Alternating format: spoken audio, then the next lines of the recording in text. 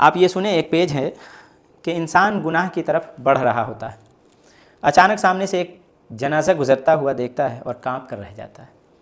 انسان کا زور بازو، طاقت اسے ایک کمزور پر ظلم و زیادتی کے لیے آمادہ کرتا ہے، یعنی کمزور پہ ظلم کرنے لگتا ہے جب طاقتور ہوتا ہے انسان تو، لیکن جب وہ بیمار پڑتا ہے تو اس کو ہوش آ جاتا ہے کہ اس کے زور بازو کی حیثیت کیا ہے۔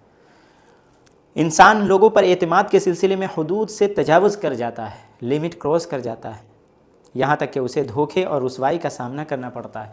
تب جا کر وہ نصیحت حاصل کرتا ہے کہ انسان کو بھروسہ اللہ پہ کرنا چاہیے۔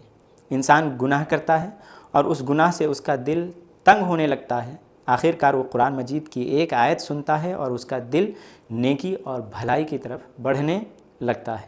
انسان کسی مسئلے میں حیران و پریشان رہتا ہے کہ ایک حدیث نبوی سنتا ہے، ایک حدیث سنتا ہے اور درست راستے کی طرف نکل پڑتا ہے۔ یہ سب الہی ہدایات اور تعلیمات ہیں۔